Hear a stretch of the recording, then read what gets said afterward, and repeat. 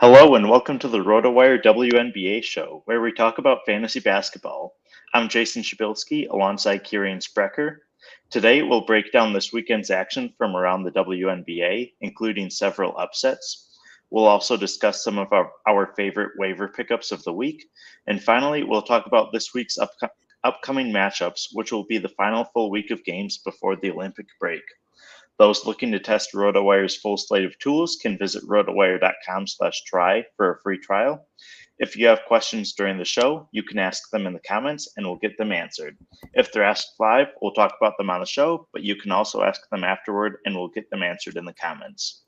Kieran, we saw an entertaining weekend around the WNBA, and several teams in the bottom half of the standings proved themselves with wins over top teams. What surprised you the most? Well, frankly, I was gone for 4th of July weekend, so I didn't have much service as I was camping in northern Wisconsin, but I got all caught up this morning. Sparks beating the Aces in OT on Friday, the Liberty losing to the Fever on Saturday, and then, the Storm lost to the Sky on Friday, which was a huge win for Chicago, but then Seattle got revenge on Sunday. So those were probably like the 3-4 most surprising games of the weekend. Going back to Friday, the Sparks beating the Aces, we've kind of been talking about Darica Hamby like bursting out of that mini slump that she had. She started the season so well, and then she kind of hit this slump, and we were wondering when like another breakout performance was going to come, or maybe she had plateaued after that hot start and it just wasn't going to come. 28 points and 14 rebounds against A'ja Wilson. Absolutely fantastic showing for Hamby. Obviously, Wilson got hers on the other end, but Hamby's offensive efforts helped the Sparks snap a 8-game losing streak. And there's no better way to snap a losing streak than beating the defending champs, right? Like, absolutely fantastic win for the Sparks. And how weird is it that the Sparks' last 2 wins, they have 5 total on the season, I believe. Maybe someone might have, 5 and 16. The last 2 wins have come against the Aces. Do they have their number? I feel like that's just super, super odd, and maybe it's just a fluke, but it just goes to show, as we've been preaching all season, anyone can beat anyone in the WNBA on any given night. So good to see the Sparks get it done once again against Las Vegas. For sure. And, maybe, I don't know if they play again this season. I probably should have looked that up before we hopped on. But if they play again next season, I'm smashing Sparks money line. Got to keep with those trends. Absolutely. Yeah. And then on Saturday, Caitlin Clark becomes the first rookie in WNBA history to post a triple-double. First player in Fever history to reach that milestone. I know we were talking about some of the things that Clark has done, and they had like a 5-game winning streak earlier in the season, and that was the longest winning streak the Fever have had since 2015. So the Fever aren't, this franchise that has produced elite statistical numbers or even winning seasons for that matter, but Clark is breaking all of the records like we thought that she would. She's now dished out at least 11 assists and 4 of her last 5 games. During that stretch, she's averaging nearly 16 points, 11 assists, and 8 rebounds per game. She's still struggling with the turnovers and her shooting efficiency, though. 5.4 turnovers per game. And I don't think we mentioned this on the show, but ESPN had an article. While Clark's turnovers are like really high, even for a rookie, for any type of player, they're really high. The Fever actually have had fewer turnovers than they did last year per game. So like Clark running the offense and she's making some mistakes, but this offense is still way better than it's ever been before. And there was another stat in that ESPN article that Clark's been dribbled 1,000 more times than any other player in the league. So she's running the total show, and so some turnovers are to be expected. Also with Clark shooting efficiency during this stretch where she's had a lot of assists, shooting only 38% from the field and 31% from deep. That's not good enough for a type of scorer that Clark is. Yeah, when you see just how much usage Clark has, it's like you can forgive her for some of the turnovers that she'll have, because naturally, if you get the ball in your hands enough times, you're going to turn it over. And Clark has definitely been the focal point. And it was really encouraging to see the Fever pull out the win against the Liberty. Alex and I were talking Friday, and the Liberty had won every game thus far by double-digit points, including a pair of 36-point wins. So, like, the Fever to do what they did and pull off the upset is really impressive. And it's at the halfway point. The Fever are still struggling scratching and clawing to try and make the playoffs, along with like the Sky and a few other teams. But the Fever are right in this thing, and I think they showed today that if they get into the playoffs, I think it's possible that they at least pull off a win or two against some of the top teams. Maybe don't win a series if they're a 7 or 8 seed, but they can probably force at least a game 3 in that first round, which would be a big step up over the past few seasons. And I think we talked about it a couple of weeks ago, where it's like you can have the potential. I think we were talking about it with Seattle maybe, or Phoenix, where it's like you have all of these star players, but you have to start winning games against the best of the best, the Liberty, the Aces, the Sun, and proving yourself that you can have those upsets in the playoffs. Because if you don't do it in the regular season, it's probably just fool's gold, hoping that you can pull off an upset in the playoffs. And I like that you mentioned the previous games against the Liberty.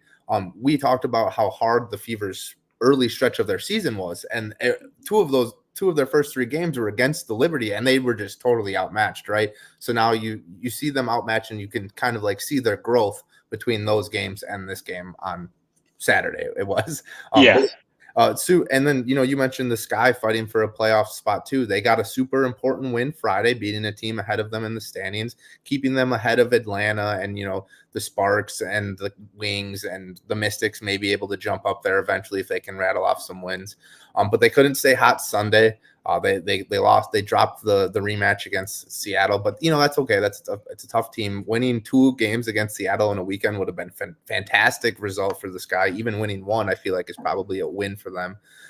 Angel Reese, got to give her flowers. It continues her dominance and extended her historic double-double streak, not just for a rookie, but for all players in the WNBA. You look at 3-time MVPs, Lauren Jackson, who's the other? There's, all of these, Asia Wilson, all of these dominant bigs that have been in the WNBA have never done what Angel Reese is doing right now. And I think the biggest thing, for me at least, everyone can be a Clark stan or a Reese stan, but both of these players are fantastic. It's okay to be a fan of both players, right? And the other thing is they can still get better. Like, they're breaking records and doing amazing things. Clark and Reese still, and it may sound negative when I harp on the things that they don't do well, but they're breaking records and star players for playoff contending teams, and they can still get better. So I think that's just super exciting for us as fans, for them as players, for their teammates, for everyone.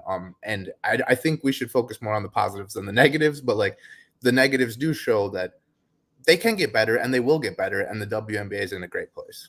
Yeah, absolutely. And they're showing that night in and night out. And it's really encouraging both for this season and for the future of the league that we have this bright talent on display. And Cameron Brink was showing a lot of improvement before she got hurt. So she'll be back next season. And I think that this sophomore class will be really fun to watch in 2025 as well. Alex and I were talking on Friday as well about this Sky and Storm game. And the Sky were 10-point underdogs on the road. And I was telling him that at least one of these games, I expected them to probably cover that spread and maybe even win a game. So Friday, I felt a little bit validated, but then Sunday, the Sky came back down to earth. But even in that game, for the first half, the Sky looked to be in control. So I think that Chicago, even with all of their moving pieces, Marina Mabrey hasn't quite played up to her full potential lately, but the Sky have shown that they have enough pieces around her to really still make an impact night in and night out. Kennedy Carter has been doing that. Angel Reese, as you mentioned, Camila Cardoso has been impressive since making her season debut. So there are a lot of those teams that will probably be fighting for those 7 and 8 spots in the playoffs that are probably deserving of a postseason spot and will be left out. And I think that's one of the most exciting things about the expansion that we have coming up, is that we'll be able to see more talent on display, because there are players like we've seen with Odyssey Sims, Veronica Burton. They get left off of a regular season roster to start the year, and they come in and perform really well. So if they can maybe land a spot with the Valkyries or the future Toronto team, or just anywhere, now that there will be 14 teams eventually, I think that it'll be really fun to watch in years to come. Yeah, in the middle of your statement, I was gonna yell expansion because that is needed and much needed. You listed a couple names. Monique Billings pops up too. She was a free agent at the beginning of the season, so definitely in a great spot. And going back to the sky, you mentioned Mabry, but like Camila Cardoso hasn't really like hit her stride yet. She's playing, I would say, like well, like she for a rookie, right? Like that's if it wasn't for Angel Reese and Caitlin Clark and Cameron Brink, we would be like Cardoso's having a pretty solid rookie season. But compared to those three, it's a lackluster rookie season. But she's showing a lot of potential. I feel like the Sky, that they're just like the grinded out. They're the team you don't want to play, right? Like they're gonna make you play full at a high level for 4 quarters, and as soon as your level of competition drops a little bit, they're gonna steal it. And I don't want to make it seem like one regular season game is going to change everything in the playoff picture. But 2 Sundays ago now, when the Sky beat the Fever and came back from that double-digit deficit late in the third quarter, like that's what this Sky team does, and that's what they're going to continue to do, and they've proven that. And if you give them an inch, they're going to take a yard. And so I don't know if they're going to pull off an upset. We talked about the Fever maybe being able to pull off an upset, but winning games like this for young teams early in the middle of the regular season is going to give them that confidence when and if they make the postseason. Yeah, absolutely. And continuing one of the biggest news stories of the past few days, Napheesa Collier continues to deal with a foot issue and has been diagnosed with a flare-up of plantar fasciitis. There isn't a clear timetable to return yet, but Coach Cheryl Reeve recently said that Collier's status as an Olympic player will play into how the Lynx approach her in the coming weeks. I have Collier in a few leagues, and I'm trying to pivot to some other Lynx players leading up to the Olympic break. Obviously not dropping Collier. She is someone who is far too valuable, unless if there would be news at some point in which she would be out for the season or something, which that does not sound like it will be the case. It sounds like it's kind of day to day for now. But pivoting to some other Lynx players, do you agree with this strategy? Yeah, I think I totally agree. I think Reeves' comments kind of suggest that Collier is going to sit out a couple of games, rest situation, hopefully that she can play in the Olympics and then come back and be fully ready for the stretch run. You also got to look at where the Lynx are in the standings, right? 15-6, pretty third place right now. They're a game ahead of Seattle, and a half game ahead of the Aces. So like, there's like a little bit going on where if they drop a couple games, they could slide down the standings after their hot start. They haven't really like kept pace with the Liberty and the Sun. So, if Collier misses extended time, that could drop them down the standings, but they are in a position where they can, be without her for a couple games and maybe sneak out some wins. But overall, yes, I agree with that strategy of picking up other players and seeing what they can do. But I do think that there's limited upside with that strategy. You're never going to like get someone that completely replaces Collier's production. Yeah, absolutely. And if you are looking at the Lynx, who are some players that you think might be able to pick up the slack in the front court? Obviously on like a committee type basis. Yeah, so Courtney Williams, I think it's the biggest boost, right? Like her first season in Minnesota, she's kind of like, let others run the show, or like not run the show. She kind of like runs the show, but like lets others like shine. Hasn't really like needed to take over or anything, but she has the potential to be a lead dog. So I think she gets the biggest boost. And then you also look at Kayla McBride, Elena Smith. They will be asked to do more, but with increased usage comes decreased efficiency, right? And more attention from opposing defenses. So it's difficult to project like a major increase in fantasy production for McBride or Smith or Williams, just because now that they're the focused attention from opposing defenses, and it might decrease some of their efficiency. So I don't expect like them to one of those players to just take all of Collier's usage. I just think they all get like a slight boost. So then you got to look to other players. I'm looking for Cecilia Zandalicini and Dorka Uhash as breakout candidates. With Collier sideline, I think Zandalicini and Uhash also have limited upside. Like they're not going to come in off the bench and start putting up Collier, who puts up MVP type numbers. But I do think that they should go from like barely rosterable in a lot of leagues to like borderline must starts in Collier's absence. Yeah, and especially with Uhash, she showed a lot of that during her rookie season last year, but just hasn't had the opportunities this year. And with Zandalicini, even before Collier's absence, she had posted double-digit fantasy points in 3 of her last 4 appearances. And then with Collier out, she posted 21 points, which was her third time reaching the 20-point threshold for fantasy points this season. So I think that both Juhas and Zandalicini really have the potential.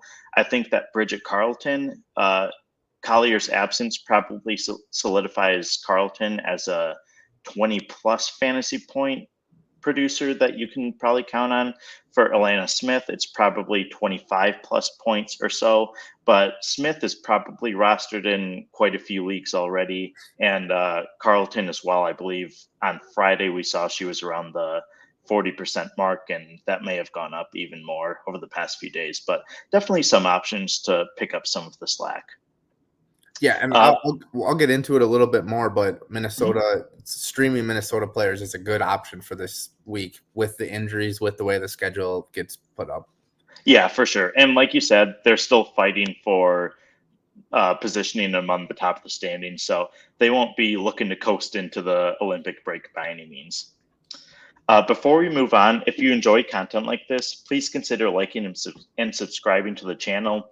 Also, as you can see at the bottom of the screen, rotowire.com/try will let you test out RotoWire's full slate of tools. So WNBA content, maybe you have a fantasy football draft coming up or need some fantasy baseball advice, you can test out all of our tools for free. For as much as we've talked about players suffering injuries recently, one player who recently made her season debut is Azura Stevens, forward for the Sparks. She missed the start of the year due to an arm injury, but she returned to action Sunday against the Mercury. She came off the bench following her lengthy absence, but Stephanie Talbot exited the game in the first half. Stevens started the second half and ultimately played 26 minutes, tallying 10 points, 6 rebounds, 4 assists, 2 steals, and a block. It's not yet clear whether Talbot will miss additional time, but if her injury is minor, I'd expect the Sparks to manage Stevens' workload in future matchups more than they did on Sunday. However, I think Stevens will have plenty of time to regain her conditioning during the Olympic break, so I see her as a really intriguing option for the fantasy playoffs. Yeah, for sure. All systems go. We had the brief Lee Ueru like hype train, and when Cameron Brink went out, and then it was maybe Stephanie Talbot. Stevens has more sustained success than either of those players, and with Brink out, she's going to get as many minutes as she can handle. Like you said, there may be some monitoring going on, but with the Olympic break around the corner, you can probably handle 1 week of limited playing time for Stevens. Even if that limited playing time is like 20 to 25 minutes, she can still be productive. Then on the other side of the Olympic break, you have her playing 30 plus minutes, and you're going to be really happy with that. We've kind of been.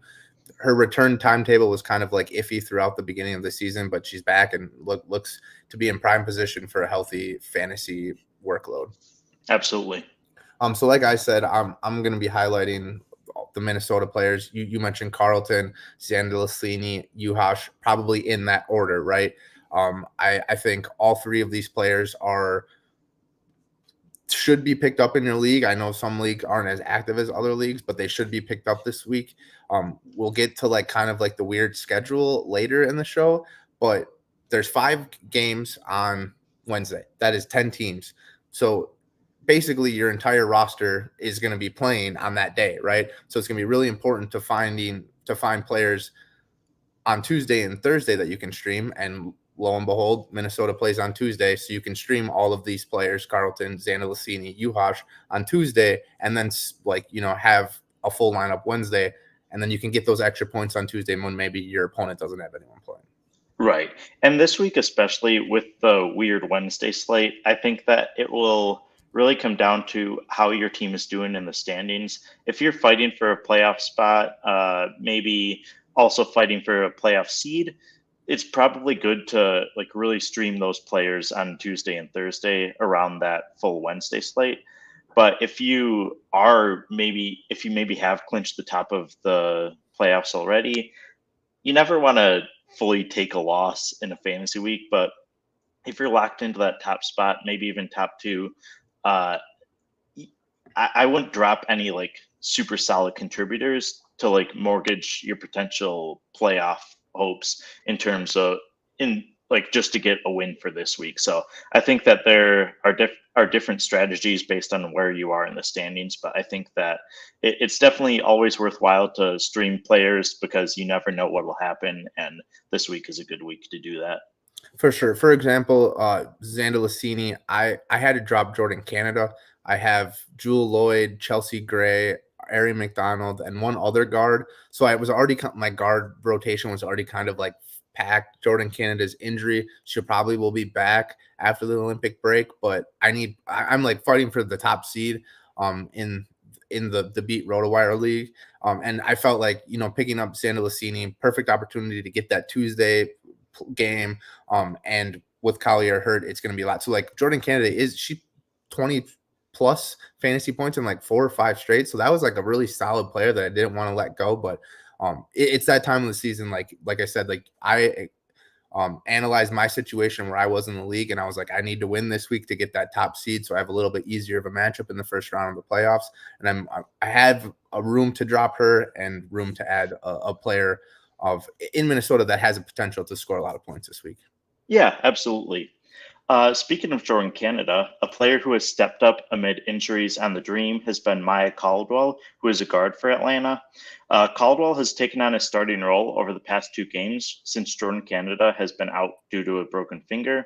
Caldwell hasn't displayed as much upside as some of the other players we've talked about this season, but she's posted double-digit ESPN fantasy points in 4 of her 5 appearances this season, including in both first starts. Because Canada and Ryan Howard are slated to miss several more weeks, I would expect Caldwell to maintain a pretty prominent role for Atlanta as the season progresses, at least over the next few weeks. Maybe Jordan Canada is back after the Olympic break, but I think Caldwell will have solid value over this next week and a half. Yeah, 100%. Caldwell just wasn't part of the rotation for a long time, right? She like, or wasn't on a team for a long time. She gets signed, and in her first game, that was like the Dream snapping a losing streak. Howard had gone out, and Caldwell gets put into the rotation. They snap a losing streak. They haven't won a game since she since that game. But you can tell that they're playing closer games, and she is a key part of the success with the injuries that Atlanta's having. So I have no reservations in rostering her and rolling her out there, especially while Atlanta deals with injuries. Mm-hmm. Another player that's seen a bunch of playing time that started the season as free agent, you briefly mentioned her early, Odyssey Sims, guard for the Wings. She started 4 straight games. She's averaging 16 points, 6 assists, 3 rebounds, and 2 steals over that stretch. She's still only rostered in 35% of leagues. I don't think I need to go too far in depth with that one. Obviously, if you're in a pretty active league, she's probably been picked up. But, if you're in that 65% of leagues that she hasn't been, take a second right now. We can wait for you. Go to your ESPN app and pick up Odyssey Sims, because she's going to be a huge piece for the Wings for this week and probably after the Olympic break, even if they get some healthy Sabtu Sabali and some other players back. Yeah, I think that the biggest risk with Sims is the fact that she's on a hardship contract, and sometimes weird things can happen with hardship contract players. But unless if something actually happens, I think that she is a must-roster player. The fact that she has played at least 30 minutes in each of her last 4 appearances, including at least 34 in her last 3, she has been a real asset for the Wings and has helped to keep them in matchups that maybe earlier in the season without Sims, they've been losing. But for example, they beat Atlanta, they came close to beating Phoenix and whatnot. So I think that her scoring and passing abilities have been really important for Dallas, and they will probably find ways to incorporate her even as the team potentially gets close to full strength as like after the Olympic break. Jaylen Brown, we don't know exactly when she'll be back. Maddie Siegrist and Satu Sabali could return after the Olympic break, but I think that even if they're back in action, Sims probably has a path toward some minutes for Dallas. So I think that she is worth rostering through mid-August and then reassess afterward. If she comes out of the Olympic break and is really struggling, then probably move on to someone else for the fantasy playoffs. But she's a good option to have on your roster. We have a viewer question from Jeff Whiteley. Who is the best stash for the rest of the season? So this is a really good question, putting us on the spot here. So I was going through some of the team. It all depends on like how deep your league is, right? Like if Ryan Howard got dropped in your league, that would be a stash option. But so you're probably looking at who's available, like what injured players got dropped when they got hurt, and you may have an IR spot available, or maybe you are just locked into your playoffs and you have a roster spot available, not necessarily the IR spot. So you look at Howard, Canada in Atlanta, you go to Washington, you got Shakira Austin. We've kind of been like, maybe she can come back. That's kind of like a risky play. In Washington, you also have Carly Samuelson, who should be back after the Olympic break. Brittany Sykes could be back. So, it's just, we mentioned Satu Sabali, Jaylen Brown. I think you're just trying to find an injured player that is not ruled out for the season that could come back during the fantasy playoffs and give you a big boost. What about you, Jason? Yeah, I think you mentioned in your Beat Kirien Sprecher league that you had dropped Jordan Canada. If she's on the waiver wire and I'm in a good spot, I'm probably picking her up just in case. I'm basically trying to assume that a lot of players who have been out will return after the Olympic break. So I'm trying to set my team up with as many stars as I can once the playoffs begin. Potentially in some leagues, Satu Sabali has been dropped because players have needed an extra spot. Maddie Siegrist as well is a good option. So Siegrist is a little bit tough because Sabali will probably be back as well. So I'm not exactly sure if Siegrist will have quite the same upside. But if you're looking for a stash and she's out there, I think Siegrist is definitely a good option. I know that she's available in one of the 6-team leagues that I'm in. So it'll be interesting to see whether she can maintain her momentum after the Olympic break. And I think that if she can, then she is someone who will really be able to provide a boost in the fantasy playoffs. 100%. Yeah. Thanks so much for that question, Jeff. Moving on to one from Nacho's Gone, just a procedural question. When is the Olympic break? So it starts technically next Wednesday is the last day of regular season games until the league goes on pause. So I believe that's July 17th. The All-Star game will then be July 20th, that Saturday, and then they will go on break until mid-August. Let me see exactly when they restart the season. It looks like August 15th. Oh, perfect. Yep. So August 15th, they'll be back in action. I know that in standard ESPN leagues, the final week of the regular season will be like Sunday the 14th to Wednesday the 17th, and then it'll continue until like the 15th through the end of that week. So it'll be really important to stay on top of your fantasy rosters during that time and make sure to set your lineups for afterward. You can go ahead in the ESPN fantasy app and set those lineups for when it comes back, just in case you forget the day that it comes back. You can have those lineups set in advance, but it's good to stay on top of things because maybe your opponent won't be, and maybe you can also sneak out a win. So I think that it'll provide a really unique fantasy experience for a lot of us players. Thanks so much for that question as well. One other player who has performed well overall recently has been Lindsay Allen, guard for the Sky. Her production declined slightly during Sunday's loss to Seattle, as she was limited to just 8 ESPN fantasy points, but she had posted double-digit fantasy points in her previous 5 appearances. She isn't a prolific scorer, but usually thrives as a passer while also adding some defensive contributions from time to time.